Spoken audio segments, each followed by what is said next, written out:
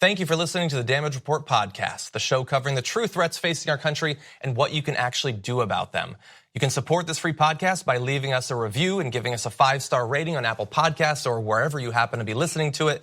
Every review helps more people discover the show at no cost to you.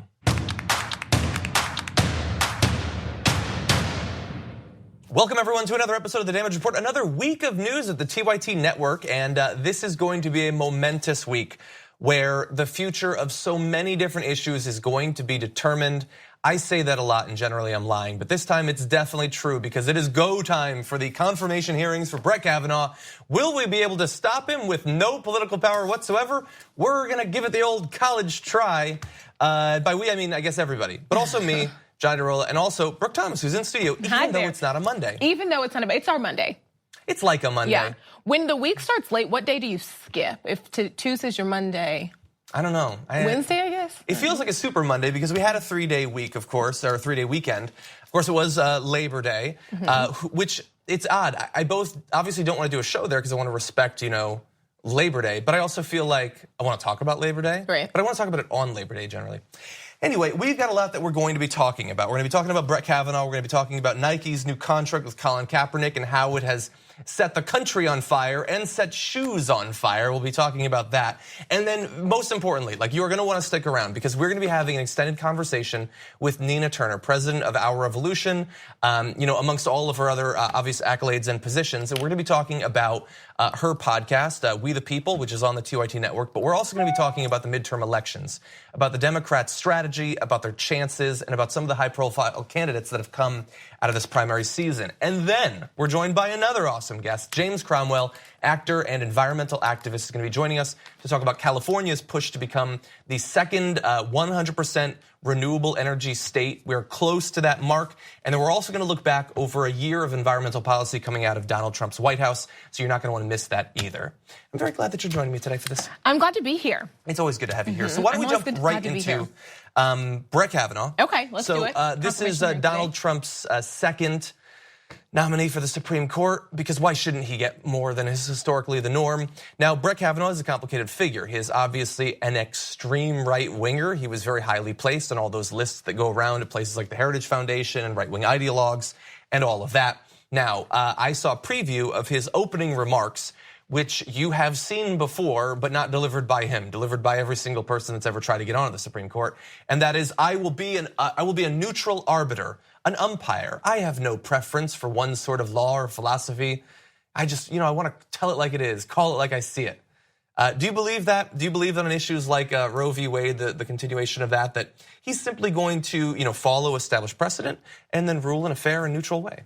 It seems weird. This has happened before in these confirmation hearings. Someone saying everything about their history before they sit down in that chair is, I don't like this, I want this repealed, I'm not into this, all of my rulings are gonna circumvent what is there. But now that I'm here in front of you, I'm going to respect, no, what? And then essentially, it's so weird because even saying it like that acts as if your job could not potentially be changing. Creating a new precedent. Does that make sense? So it seems weird. The hope is the ultimate. I think, obviously to people like us who pay attention to this, that sort of transition that you just described doesn't actually make any sense. Right. I think the hope is that it will provide plausible deniability to some people in the news to make the case, well, look, he's saying all of these great things. They're paid to be fooled by that sort of thing. Imagine being a paid fool in that way. And then also for some people, who don't pay attention to the news quite a bit, they'll see that one headline, I'm just going to be a fair umpire. And they'll think, oh, well, maybe he won't be so bad. Do you know but we know him. What's fascinating to me about this is that those statements, they actually, so let's just pick the Republican side. The people who, we know who's already going to vote to confirm him. They're good. They don't care what he says. But then the other side, those statements, that's usually their scapegoat to why they let things go through, why we didn't fight this. Well, he said this, she said this. So that's fascinating. And that is a perfectly justifiable fear because it appears that there is potentially some sort of split amongst the Democrats where they're not sure if this is the one that they should fight. Well, then just leave your position, okay? Because if you don't know an enemy when you see one at this point, I don't know how you ever got into elected office in the first place. Now, that does not mean that there weren't some fireworks in the early moments of this confirmation hearing. I mean, we're a morning show, obviously, so it is just starting. But we want to play a bit of video from how it started. Confirmation hearing on the nomination of Mr. Chairman. Brett Kavanaugh. Mr. Chairman. To serve as Associate Justice. Mr. Chairman, I'd like to be recognized for a question before we proceed. The committee received just last night, less than 15 hours ago, 42,000 pages of documents that we have not had an opportunity to review or read or analyze. You're out of order. I'll proceed. We cannot possibly move forward, Mr. Chairman. I extend a very warm welcome we have not to been Judge given Kavanaugh. an opportunity. Of course. So thank you to Kamala Harris for referencing those. If we could bring up this headline, you're going to see Washington Post also talking about those 42,000 pages of documents, which seems insane that there could be that many. By the way, this is not all the documents that have been requested. Over 100,000 pages have been requested. They waited until last night to release these. And by the way, not release them as in you can look over them. Only the Judiciary Committee is going to be able to temporarily look at them. They're still classified and all that. But there's like 60,000 that they're just like, no, we're never going to let you see these. And that right there, the reason it's important, obviously, why she's bringing it up. In the case of like a trial, defense attorneys like to call that dumping because it's usually a strategy from the prosecution to circumvent discovery. Yeah. We have to give you all of this, so we're going to give it to you in a way that it is just going to be impossible for you to read it and get something out of it and do something with it in time to properly defend your client. And in this case, would be the American people, would be the client. Yeah. And it would be awesome, by the way, if we could just have an actual discussion. You know, we have multiple sides of the aisle or whatever. You know, we want to take a look at the documents, see what's in there, and then have a debate about what he said and what he's done. And the other side thinks, you know what, he's our guy. We like the things that he's said. But we know that that's not the actual conversation we're having. They didn't reveal 60,000 of these documents. They only revealed 42,000 the night before, not because they're so confident about his record and the judicial ideals he's stood for, but because obviously they're horrified of things that are in that record. He worked under George W. Bush. We know that his stance on issues like whether presidents should have any legal repercussions whatsoever for criminal wrongdoing when they're in office is on the wrong side of history. Certainly it's on a beneficial side for Donald Trump now. God only knows what's in those documents, and God might be the only one who knows in time to actually do something about it because of this insane, anti-democratic, underhanded judicial tactic from the White House here in dumping these documents, making it impossible effectively for anyone to actually know anytime soon what's in them. And because of that, we might have Brett Kavanaugh, not for the length of the Trump presidency, but you could have another term of Trump and then one of Don Jr. and then two of Ivanka and one of Barron, and we'd still have Brett Kavanaugh at the end of it. One of Barron, that actually... Give him one. He seems like a good kid. Yeah. He'll be middle-aged at that point, but we'll still have Brett Kavanaugh, and he will be shredding labor rights and shredding the environment and making sure the presidents are protected from any investigation of what they do. Forget about corruption. We're having this debate about whether we can actually fight against corruption right now. You won't even know that it's going on in future years, thanks to people like Brett Kavanaugh reshaping the Supreme Court in that direction. Now, we do have other issues we have to press on to. We're going to be coming back to Kavanaugh over the course of this week, but I do want to talk about Colin Kaepernick because we had two pieces of news. Last week, an arbitrator ruled that Colin Kaepernick's collusion grievance against the NFL could go forward. That was certainly not good news for the NFL. More bad news for them. Nike has made him one of the faces of their new Just Do It anniversary campaign. If we could bring up this tweet, you'll see an incredibly retweeted tweet that Colin Kaepernick put out saying, "Believe in something, even if it means sacrificing everything." And that quote is tailor-made to accomplish two goals. One, to inspire people who actually have difficult lives. And two, to enrage every right-winger in the country. It's not the intention. Ben Shapiro's face melted when he read that. What has he sacrificed? He has sacrificed something, actually, his career, effectively. His name in the face of many people. And many other people, thankfully, have stood alongside him or knelt alongside him in this case. But on the other side, there is little they despise more in this country than the peaceful protest of an African-American social justice warrior, or whatever you want to call it at this point. So what do you think about Nike starting this partnership? I think what's fascinating to me about this is that this had been somewhat of a secret all along, that this is kind of, I guess, the final step in announcing this campaign. And this is good for someone who lost his dream fighting for people who didn't have as much as him. Yeah. So there's that. Also, Nike is a major company, something that a lot of people who are protesting this announcement seem to not understand. They're a massive company, and we have seen massive companies make huge mistakes. Nike doesn't so often do that. And they know that Colin Kaepernick is a very polarizing figure these days. Whether you like him or not, there are people on both sides for whatever ridiculous, reasoning they may have to not like him. There's a large group of people who don't like him and don't want anything good to happen to him. And Nike knows that. This is well thought out. I think the idea that people who are cutting the Nike swoosh off of their socks seem to think that this is, we're surprising this massive company. But, no. And I think if someone pointed this out, and I thought about it and did a little research on this, Nike is... We need to talk about a relatively new show called Unveils the Republic, or UNFTR. As a Young Turks fan, you already know that the government, the media, and corporations are constantly peddling lies that serve the interests of the rich and powerful.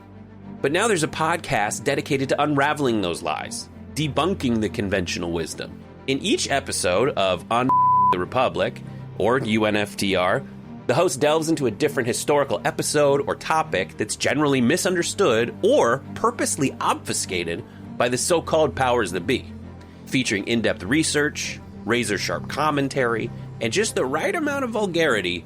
The UNFTR podcast takes a sledgehammer to what you thought you knew about some of the nation's most sacred historical cows. But don't just take my word for it. The New York Times described UNFTR as consistently compelling and educational, aiming to challenge conventional wisdom and upend the historical narratives that were taught in school. For as the great philosopher Yoda once put it, you must unlearn what you have learned. And that's true whether you're in Jedi training or you're uprooting and exposing all the propaganda and disinformation you've been fed over the course of your lifetime. So search for UNFTR in your podcast app today and get ready to get informed, angered, and entertained all at the same time.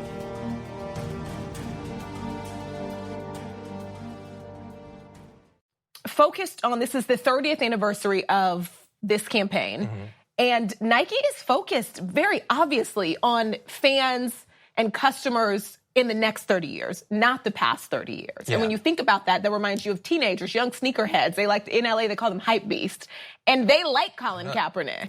Do you know, you're really proud that you knew what a hype beast is? Hype beast is my middle name, actually. John Hype Beast Iderola. I can barely get through that. But these are the fans that... the older people who are protesting the NFL, they're wearing New Balance anyway. Right. They're not wearing the Nikes. Or talking about how they would rather wear their Converse than Nike and don't even realize a hype beast knows that Nike also owns Converse. As we all know. See, we all know. Yes. But, and also this is not the first time recently that Nike has been a part of a social justice campaign. Look what they just did with Serena. Oh, yeah, that's true. This was just days ago, Yeah, and they're showing a willingness to stand beside these inspirational figures, even if there's the threat of some sort of protest. It won't actually come. Like, the idea that Nike's stock is going to tank is ridiculous. And if you're burning your shoes, if you're willing to bloody your feet walking barefoot to make the libs cry, you're a moron, okay? You already paid for the shoes. They've got your money. And by the way, if this is all about the vets to you, because you can look at all of these people who are telling you very clearly what they're protesting about, and you say, no, you're lying, you just hate the military, then give your stupid sneakers to a vet, you morons. Because there are a lot of them. Don't burn them. Yeah. God, they're so stupid. Can we just put up really fast the second image? Jordan, a friend on Twitter, he tweeted out, in true American fashion, I just drone striked my Nike shoes, an animation of a drone strike hitting it. And many of these morons are so stupid that they tweeted to him, you could have killed someone in your apartment complex. They thought he drone struck his shoes. Our country has lost its mind. And we know what is driving this opposition to people like Colin Kaepernick and against this social movement. It's economic anxiety. No, it's racism. It's obviously racism, you fools. Anxiety. Always. Okay, I wish. But listen, Nike knows where the money is at. The money is with young people who want to fight for civil rights. Yes. The money is with young people who like these massive figures, like LeBron, like Serena, like Colin Kaepernick, who are standing up and using their voice for people who don't have as much as them. Even at risk to their own wealth and career. Exactly, and that's where the money is. This is a business. This is business. This is Nike executives saying, you know what? Black Lives Matter. This is a business, and the money is with the people who agree with Colin Kaepernick. Yeah. Take it up with capitalism. Right. Anyway, we do have to go to our first break, though. When we come back, we'll be joined by Nina Turner. We're going to be talking about her podcast, also breaking down these midterms. How much hope do we have and should we have after this?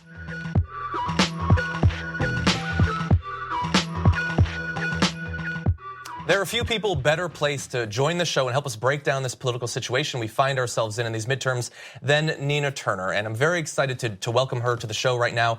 Nina is not only the president of Our Revolution, professor, she's also the host of We the People, one of the newest podcasts on the TYT Audio Network. Welcome to the show, Nina. Thanks, John. Good to be with you. It's great to have you on. So there's a lot of topics that I want to talk with you about. But on the show, we were just speaking about Nike's new partnership with Colin Kaepernick and some of the protests against that. How do you react to the way that many Americans have greeted Nike working with Colin Kaepernick? It's very disappointing. It's very ridiculous. I know that they're burning Nike gear. I saw one, John, you probably saw this one, where this guy cut holes in his Nike gear and put it on like he was wearing a KKK hood. Oh, I missed that. It's just disgusting. And it's just one more reminder that this country does specialize in racism and bigotry, that we have some demons in this country that we need to really deal with. We do need a truth and reconciliation, similar to what they did in South Africa. And it certainly is not that all is well in South Africa, but at least at first, when President Nelson Mandela was taking over, they did have the courage to say we do need to have truth and reconciliation. We have never had that in this country. We pretend as if we have overcome racism and bigotry and discrimination, and we have not. So I am the PG version of what I'm able to say on your show, since it's a daytime show, is that I am very disappointed that some Americans would choose to do that over Colin Kaepernick, who is really a modern day freedom fighter, in my opinion. Now, so look, obviously, as you point out, we've had these racial problems, including, institutionalized racism, laws, Jim Crow, police brutality, all this lynching, all of that. Yes. And now we have, it's very out in front, like we have literal Nazis marching. Donald Trump appears to have emboldened some of these people, but he's really playing on a history that we've had since before the United States was even a country. If we were to be able to snap our fingers and get rid of Donald Trump, how much, if at all, do you think that would actually help America in dealing with some of these racial issues?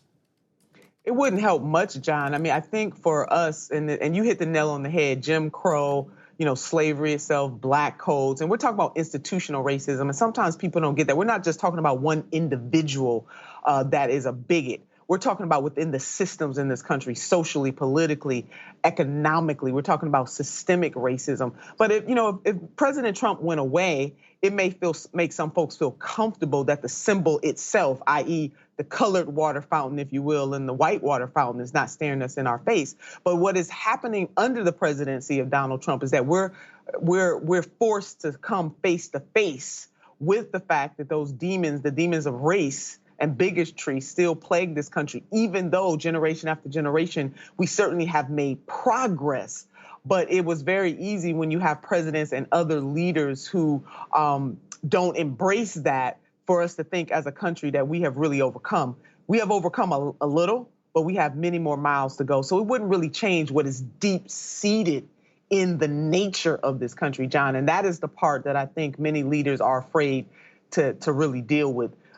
Mr. Trump is a convenient excuse, but when he is gone, what will be our excuse to deal with racism and bigotry when we don't have somebody like him in the White House? I want to turn back to the midterms and some of the ways that we're trying to change the face of government in just a bit. But also, you're close to 10 episodes in now on your new podcast, We the People. So in that, you say that you focus on the real people who are actually being affected by these policies by speaking with some of the most high-profile and influential people in social justice, politics, art, all of that. What is your goal with your podcast? What are you hoping to achieve with it? The goal of We the People, I want people to see themselves in We the People. And yes, certainly we start off by having conversations with movers and shakers, whether they're the grass top, so to speak, or the grassroots. It has been a great journey thus far. I mean, I've had people on like Susan Sarandon and Killer Mike, who brought all kinds of cool to the show, John. Just all kinds of cool to the show. To even interviewing Senator Sanders. So it has been really great. I interviewed a high school student who talked about, being able to be at the March for Our Lives. So it's the whole gamut. It's not just the people with the fancy titles. We're talking to everybody. But I do want people to see themselves, and I want folks to believe and to know that ultimately, no matter how daunting situations are, and no matter how daunting situations may look, that the power is really with us, we the people. And if we decide to move, if we decide to be the change will happen in this country. So really excited about being on the TYT launch of some pretty incredible podcasts.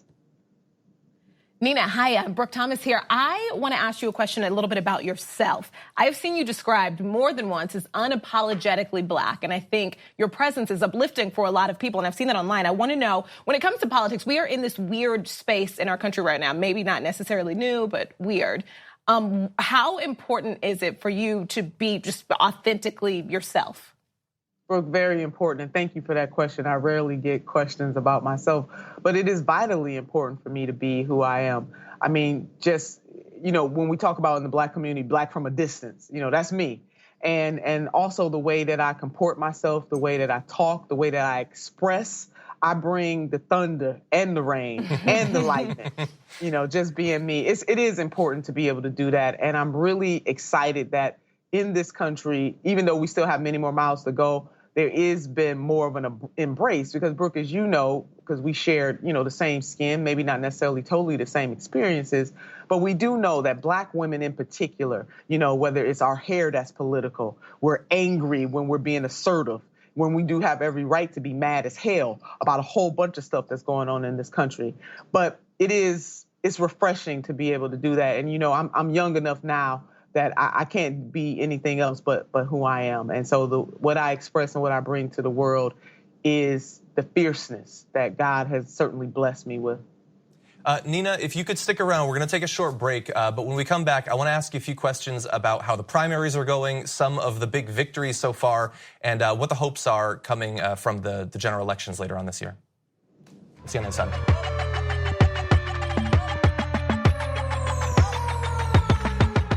Welcome back to the show, everyone. We're joined once again by Nina Turner, president of Our Revolution, and that is actually what I want to turn to now. The mission of Our Revolution is obviously to have the right sorts of candidates actually win office, and in this primary cycle, we have had a number of really great candidates. Some big wins, a few unfortunate and painful losses. But I want to turn to one in particular. So no one has been talking about Alexandria Ocasio-Cortez. I'll be the one person to actually talk about it. No, but she won. And ever since then, there has been a level of critical analysis of every word that she speaks, every move that she makes, trying to find perceived missteps and things like that. How have you reacted to the hypercritical focus on people like Alexandria Ocasio-Cortez and especially other progressive women? I've talked to Alexandria and just told her to keep her eye on the prize. You're always going to have haters. Haters going to hate. That's what they do. But she has to stay focused, and she is doing a tremendous job. Not only did she win, beat the number 4 person in the United States Congress on the Democratic side, shook things up in a way that we really needed on the progressive side, but she's also out there helping her other sisters and brothers who have primaries that are, difficult and challenging primaries. As a matter of fact, I'll be going to Delaware tomorrow to help Ms. Harris, who's running for the U.S. Senate, and Ocasio-Cortez has been there. So she just has to keep her eye on the prize and stay focused and not allow people to pull her off her game. We all make mistakes. We all have missteps. We all say, things that we wish we could take back or have phrase it a different way. She is on a mission to lift this country. Her very presence is doing that. And she's not just sitting on her laurels. So I say, as I advise her, forget the haters, just keep focused and serve the people of your district. And by extension, she's serving the citizens of this country. So very proud of her. Yeah. So far we've been doing live primary coverage, and we'll be doing it later tonight. And we have a running joke that every time another Our Revolution-backed candidate wins, Politico writes another article about how Our Revolution is falling apart. And the crowd is huge and growing. How satisfied are you so far with this primary cycle and the ability of progressive primary challengers to win? I'm very satisfied, John, and you're right. As speaking of haters are going to hate Politico, certainly in that category. They won't give us, even if it's one of our candidates, they'll find a way to say that the revolution is dead. But the revolution, the state of the revolution is strong. And as you mentioned, listen, we are going to lose some. So news flash. When you are challenging establishment candidates, when you are going against the grain, when you are shaking things up, when you are taking risk, when you are the man or the woman in the arena, to give a shout out to President Teddy Roosevelt, oh yeah, you're gonna lose some. We just celebrated our 2nd birthday. Happy birthday, Our Revolution. And we are winning almost 50% of our races. And we do take the hard races. As I shared with my team the other day, some people have a smooth surface. Some people have to overcome rocks. Some people got to jump mountains or hills, and other people have to jump mountains. Well, guess the assignment that Our Revolution has taken on? We're jumping mountains, baby. We're mountain jumpers.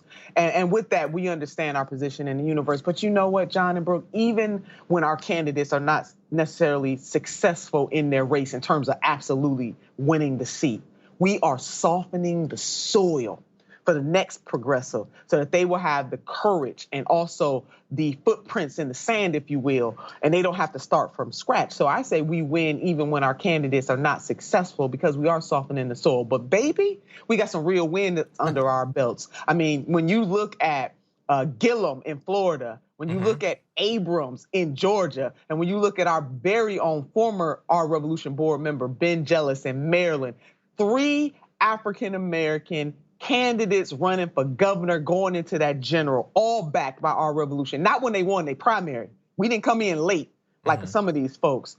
We took the chance with them from the beginning, and we believe in them. And so we're shaking things up. You got people like, even in Iowa, we have our Native American sister running there, Miss Jordan. So they're, the diversity, not just the diversity that we can see, it's not just the gender and the phenotype, that's the complement. But we actually have candidates that when they get that power, they're gonna use that power on behalf of the people. They're not afraid to say we need to increase the minimum wage to a living wage. They're not afraid to say, yes, we need Medicare for all. They're not afraid to talk about the injustices in the criminal justice system. They're not afraid to talk about why we need to expand voting rights in this country. Those are the kinds of candidates that we are supporting, John and Brooke, and we are vitally proud of it. So yes, we are mountain jumpers, just in case people don't understand that. And so when people want to measure us, we're taking the risk. We have candidates who are not highly financed. We have candidates that don't have the big connections or the big names. They are running the hard races, and we are proud of them, and we're by their side every step of the way.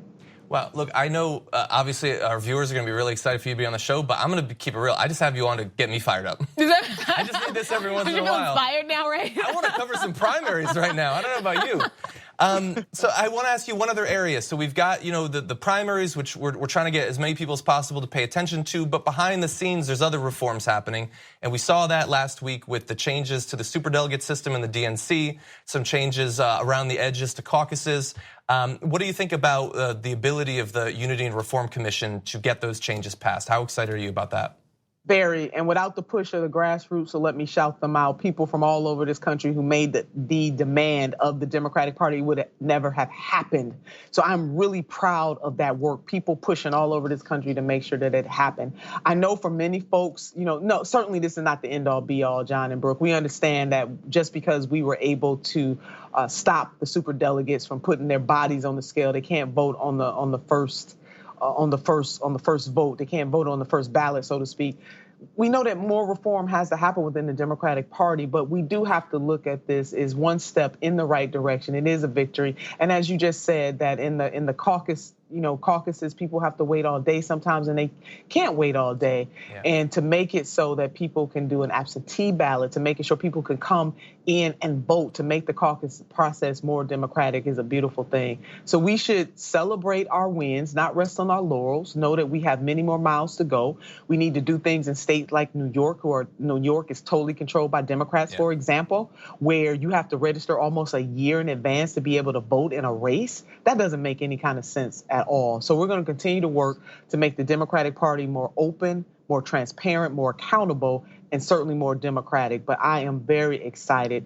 I want to shout out the Bernie 8 that served on the Unity Reform Commission, our very own Larry Cohen, who's the chair of the Our Revolution board. You may remember him, John and Brooke. He was the president of the CWA, the Communications Workers of America. He was the co-chair on the Unity Reform Commission, and he did a tremendous job. We had to whip votes. None of that stuff happened by accident. It happened on purpose, and it happened because the people demanded more, and we must keep demanding. We can't rest on this. This is only one step of the process. Well, I could not agree more. Nina Turner, thank you so much for joining the Damage Report. Please don't be a stranger. We'd love to have you back on. Well, thank you, John, and thank you, Brooke. Thank you. Thank you. And of course, you can download Nina's podcast, We the People, on the TYT Audio Network. A bunch of great guests already on the episode she's already filmed, and obviously much more to come. We're going to take a break. When we come back, we're joined by James Cromwell, actor, environmental activist. We're going to be breaking down what's been going on in this country over the last year. That and more for you after this.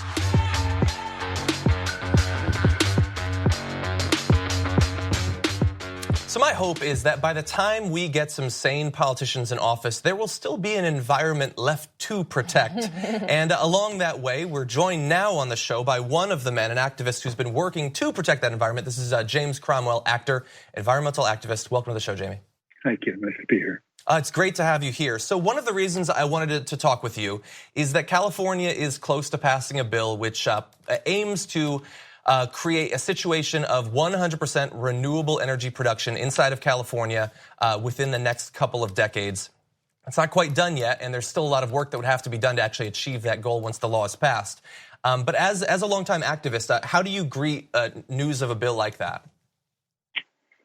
Of course, it's great news, and of course, it's California, and California is head of the rest of the nation, except Hawaii got there first. Yes.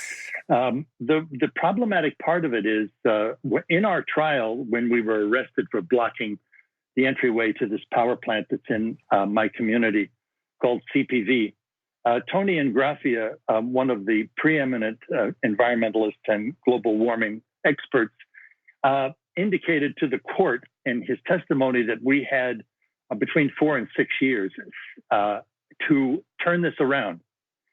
But he has since that reevaluated this, and he now says we have 2 years at most. Now, if you're going to try to accomplish this through a legislative process, with all the planning that needs to go and all the resistance that you get from the power elites who have bought the politicians who make these decisions, then I think you're going to work too slow. We have to work faster than that. And that is electing people to government that will do the bidding of the American people that voted them in and not the donors that gave them the money to get there. I couldn't agree more. And while I'm excited about bills like that, I see all these roadmaps, both for international and national efforts to stop climate change. All of them are 30, 50, 70-year plans. Many of them include a heavy reliance on natural gas along the way, which, as we know, is far worse for the climate than carbon dioxide. So I guess you've laid out a potential path. How much hope do you have that we will actually walk that path? Well, you have to have hope. If you don't have hope, it gets to be really grim. I mean, that's one of the problems with the presentation of the global warming problem, is that major corporate media has basically banned the word global warming and climate change because they claim that when they have programs about these issues, they're so depressing. The news is so negative that their ratings go down. Yeah. On the other hand, when a report comes out, as the recent one did, Hot House Earth, and it comes out and states what our problem is and how quickly we have to adjust, they tend to blow it out of proportion. I can't quite decide why they do that, except to terrify everybody and drive everybody into a panic. Yeah. There are things, most experts agree that there are things that we could do right away. We did this when the chips were down during World War II. We've had a planned economy instead of an open free market, which mandated certain approaches to our use of resources, what products were produced, how much was produced, and to what effect. And if we don't do that right away, if we don't get politicians to get on this, then we will basically lose the opportunity. Well, you point out the way that they tend to report on things like this. I think part of the problem is that the average person in the media knows absolutely nothing about the science behind climate change, which leads them to not want to talk about it in the first place because they don't understand it. And when they do, they either wildly exaggerate or misstate the science. So I'm curious, though, you've worked with a number of politicians in your activism. Are there people out there right now in politics that you think are good on this issue, that understand the challenge that we face and are actually working to face it? There are many more than the major media will give you an idea that exist. That's why I listen to the Young Turks, because that's where you hear about the people like Alexandria Ocasio-Cortez, and you hear about what Bernie, most people who are in the progressive part of the Democratic Party, or trying to take the Democratic Party back from the neoliberals that control it right now, are aware of what is at stake, aware at what the policies that have to be adopted if we're going to really handle this, and are committed. And that's what we need. We need more and more committed, not only on a federal level, but on a state level. You had a wonderful woman on, Pramila Malik. There's Cynthia Nixon, an erstwhile progressive, who talks about the corruption in New York that led to the competitive power venture plant that's here in Wayanda, but she refuses to talk about CPV. She talked about Percoco, but she's not talking about what needs to be done, which is to shut this plant down, which was only made possible by the corruption of the Cuomo administration. Yeah. So it takes everybody to understand, because it's nuanced, but it's also intersectional. It involves every issue: political corruption, an understanding of the science, an understanding of political will, a willingness to tell the truth, to speak truth to power. All of these things have to be galvanized in a direction by people who understand what's at stake. And if anyone watching this would like to see our interview with Pramila Malik from last week, that's now up on YouTube. And her election is coming up actually very soon. And she seems like exactly one of the sorts of politicians that you're talking about. She is. So I do want to ask you one thing. So the point of this show is to address the real threats facing us and then give people something they can actually do about it. So as someone who's worked in this area, you've been an activist, someone who cares about the environment who's watching this show, what is something that you would advise them to go out and do that would actually help this situation? Okay, first you have to inform yourself. You have to know what you're talking about. Then you have to know what's happening locally. How does it affect you? Because you need community support. Everybody has to be galvanized, and they get more committed when the issue is local, when it affects them. It affects their livelihoods. It affects their health and the health of their children and the health of their communities. That's first. Secondly, inform yourself about what people are offering as solutions. One of the things that we could transform, which very few climate scientists and environmentalists talk about, which is the agricultural sector. Yes. We cannot continue to raise and slaughter animals at the rate that we do, and the effect that it has on the environment, both in water use, the release of methane, energy. We have to change this. We also have to change our transportation system. Not that you can cut out diesel trucks, but must we have a centralized system which allows long haulage of produce instead of using local markets? People have got to develop. That is also a very comprehensive and multifaceted idea that has to be organized by people who understand the issue and then are committed to engaging the public and serving the public, informing the public, and empowering the public to force our leaders to adopt a more sane and sensible plan towards what's happening to this climate. James Cromwell, I want to thank you for joining our show, helping break down some of these issues, and also thank you for your advocacy. Thank you, sir. Thank you. And thank you. Thank you very much. We're going to take a short break. When we come back, I want to spotlight one of potentially the worst candidates running in this set of primaries after this.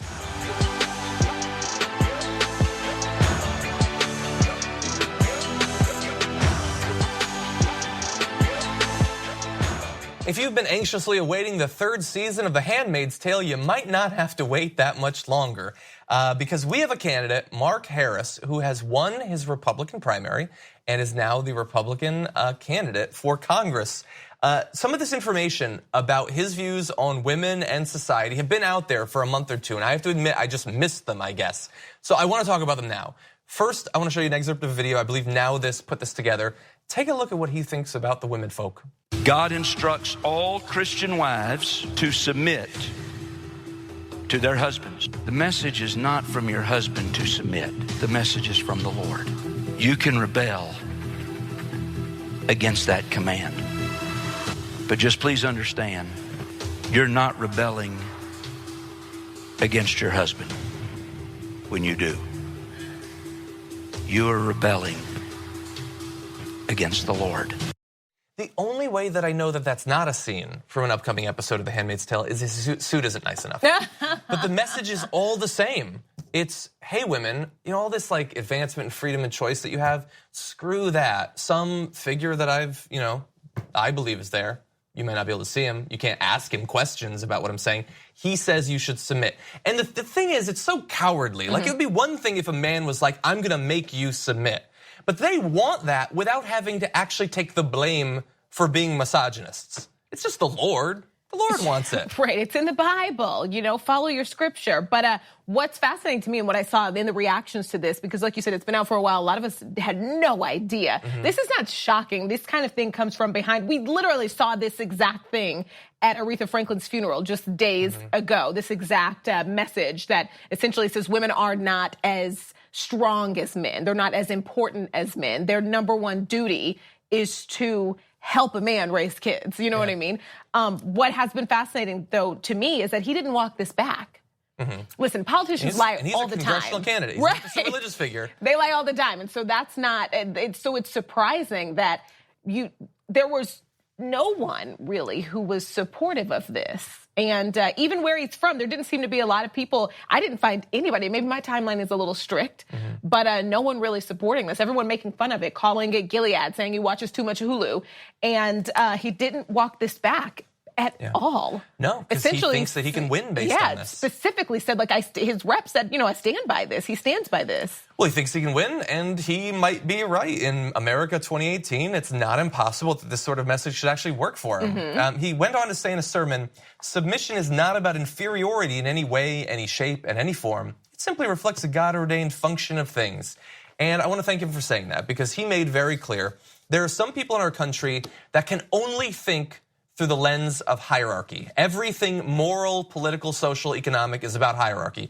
That men are above women, whites are above blacks, middle-aged are above both the young and the elderly, until you get to be elderly, and then you think that's above middle-aged. Immigrants don't matter. They're Immigrants not human. aren't real people. Right, it is all about setting up strict hierarchies and then saying that this is simply the way things are supposed to be. English is the chosen language. I mean, we can English keep is going. better than other languages. Sorry. Straight is better than homosexual. Right. Rich is better than poor. This comes out in their sermons. It comes out in their platforms. It is the union of religion and politics, and that is its one message. Hierarchy. And if you happen to be in one of the bad categories, the out categories, screw you. This country is not for you.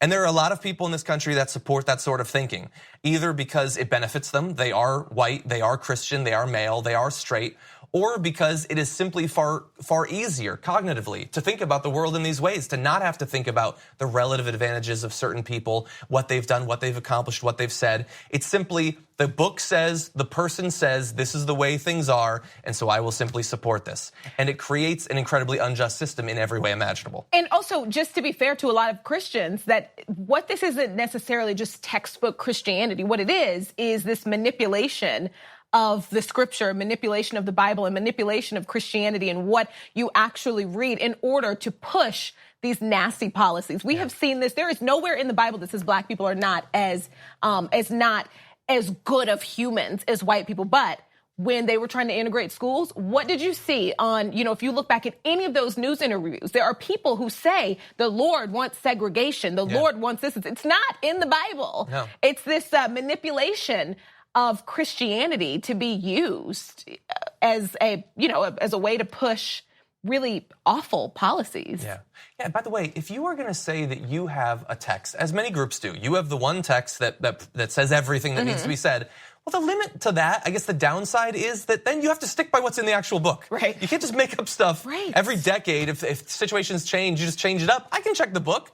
I can run a Control-F search on that thing. It ain't in there, okay? But that's still what people are running their lives based on. Anyway, ain't in there. That's I like that. Hashtag it ain't in there. I've read parts. Okay, so that's all the time that we have, unfortunately. We're going to be doing primary coverage tonight. By the way, we have all these ads telling you to review and rate our podcast on iTunes or wherever you do that. The ads are all well and good, but I'm actually asking you to do that. I am now fed on a daily basis by the increased number of reviews that we have, so please help deliver that for us. 5 stars, if possible. Thank you, Brooke, for joining us. Thank you for having me. Thank you for watching. We'll be back tomorrow with much, much more for you.